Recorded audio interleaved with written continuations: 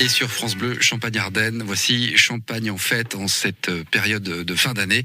Thierry Delettre et Michel Véron, à qui l'on doit notamment le guide Véron des Champagnes, vous font découvrir au travers de cuvées qui méritent le détour, le travail et le savoir-faire des vignerons. Aujourd'hui, c'est le Champagne fleuri, note blanche, brute nature. Nous sommes dans la Côte des Bars, dans l'Aube, à Courteron.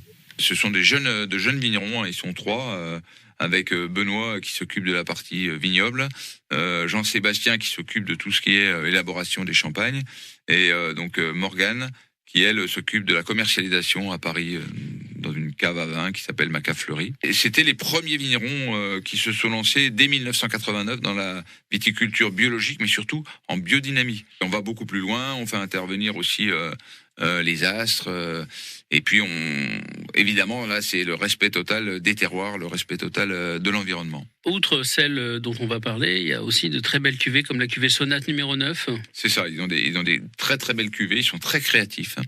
Et donc là, ce qui m'a interpellé aussi dans cette cuvée note blanche, c'est le fait qu'ils aient été chercher un cépage qu'on a déjà rencontré, qui est le pinot blanc, un cépage ancestral, mais eux, c'est du pur pinot blanc. Donc on va rechercher, j'allais dire, les saveurs d'antan finalement, le champagne tel qu'il était peut-être il y a quelques décennies ou quelques centaines d'années, je ne sais pas. Alors on a une présentation originale et sobre, mais ils ont toujours des étiquettes assez créatives, hein. Ce qui donne des beaux flacons. C'est un or blanc avec des bulles très fines et un fin cordon de bulles. Un champagne qui paraît très fin dès le service. Le pinot blanc marque dès le premier nez, hein. C'est un pinot blanc qui a été récolté en 2010.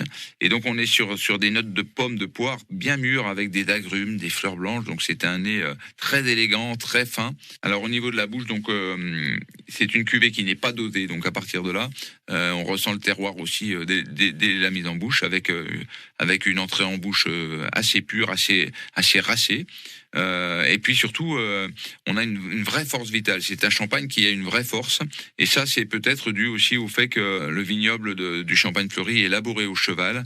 Donc ça force la vigne à aller s'enraciner profondément. Donc peut-être qu'effectivement, cette force est transmise par les racines dans le champagne. Ils poussent le raisonnement très loin, puisque au niveau de leur vinification pour leur vin de base, c'est-à-dire avant la prise de mousse, hein, ils utilisent une levure qui est une levure biologique. C'est la levure quartz, hein, donc de manière à être cohérent dans leur démarche au niveau du respect des terroirs. Un flacon cépage oublié à 50 € la bouteille. Les infos sur internet champagne-fleury.fr. C'était donc Michel Véron du guide Véron des Champagnes.